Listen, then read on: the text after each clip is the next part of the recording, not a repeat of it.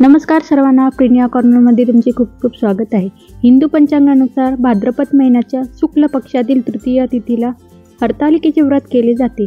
महाराष्ट्रासह भारतातील अनेक राज्यांमध्ये हे व्रत विवाहित महिला पतीच्या कल्याणासाठी आणि दीर्घायुष्यासाठी आणि कुमारिका उत्तम वर मिळावा यासाठी करतात। असं म्हणतात या व्रताची सुरुवात देवी पार्वतीने महादेवाला प्राप्त करण्यासाठी केली होती। त्यामुळे या दिवशी महिला उपवास करतात आणि शिवलिंगासह देवी पार्वतीची पूजा आराधना करतात। यंदा 6 सप्टेंबर 2024 रोजी हे व्रत साजरे केले जाईल।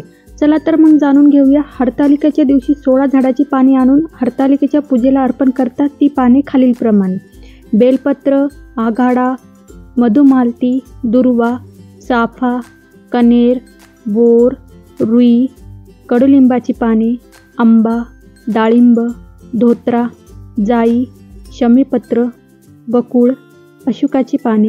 ही पाने शिवलिंगावर अर्पण करताना नेहमी चोपडा भाग हा शिवलिंगावर म्हणजे पाने ही उलटी करून व्हावी आणि वाहताना ओम नमः शिवाय मंत्र हा म्हणावा। या दिवशी काही लोक तुळशीच्या पाण्याचा वापर करतात, परंतु गणपती आणि महादेवाला तुळस अर्पण केली जात नाही। त्यामुळे पूजा करताना कोण्या पंडिताला किंवा कोणाला विचारून तुम्ही तुळशीच्या पानाचा वापर करू शकता, अन्यथा तुळशीचा वापर पूजेमध्ये करू नये। शिवलिंगावर ही वरील पाने अर्पित करताना उलट करून अर्पित करावी, परंतु फुलं उलट करून वाहू नये। हरतालिकेच्या पूजेला वाळूचे शिवलिंग करण्याची परंपरा आहे, त्यामुळे वाळूचे शिवलिंग बनवूनच त्याची पूजा करावी। पूजा करताना स्त्रीने 16 शृंगार धारण करावे आणि आपल्या पतीच्या दीर्घायुष्यासाठी पूजा करताना कामना करावी। हरतालिकेची पूजा करताना लाल साडी नेसणे खूपच शुभ मानले जाते। या दिवशी हातामध्ये लाल बांगड्या किंवा हिरवा बांगड्या घालाव्यात। हरतालिकेच्या दिवशी नारळ सुद्धा फोडू नये आणि नारळाचे सेवन सुद्धा करू नये, कारण की नारळाला बीजरूपी असे म्हटले जाते। हरतालिकेचे व्रत असल्यास दुपारी झोपू नये। दुपारी झोपल्यास त्यांना पुढील जन्म हा प्राण्याच्या योनीमध्ये मिळतो, असे धार्मिक ग्रंथामध्ये वर्णन केलेले आहे।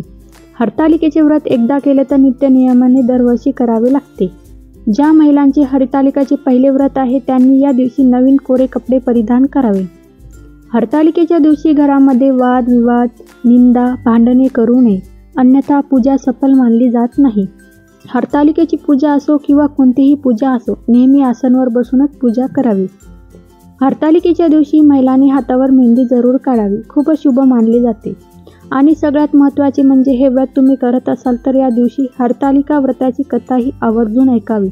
अशी मान्यता आहे की जर हे व्रत पकडले आणि कथा नाही ऐकली तर हे व्रत पूर्ण मानले जात नाही। आणि ज्यांच्या घरी हरतालिकेची पूजा केली जात नाही त्यांनी त्या दिवशी महादेव मंदिरामध्ये जाऊन बेलपत्र अर्पण करावे किंवा महादेवाच्या मंदिरात जाऊन 5 फुलोऱ्याचे दर्शन करून घ्यावे। तुम्हाला हरतालिकाचे व्रत केल्याचे पुण्य प्राप्त होते। किंवा मंदिरात जाणं होत नसेल तर आपल्याच घरी फुलांचा फुलोरा करून शिवलिंगावर लटकावा।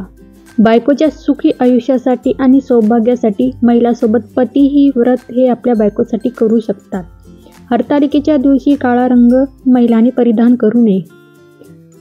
यानंतरचा नियम आहे की स्कंद पुराणमध्ये असे वर्णन केलेले आहे की हरतालिकेच्या दिवशी नवऱ्याचे नाव घेऊन त्याच्या दीर्घ आयुष्यासाठी कामना केली तर नवऱ्याचे आयुष्य वाढते। त्यामुळे हरतालिकेची पूजा झाल्यावर नवऱ्याचे नाव घेऊन त्याच्या दीर्घ आयुष्यासाठी प्रार्थना करावी। ही माहिती तुम्हाला आवडल्यास चॅनलला नक्की लाईक करा, सबस्क्राईब करा, जेणेकरून असेच माहितीपूर्वक व्हिडिओ आपल्या चॅनलवर येत राहील। धन्यवाद।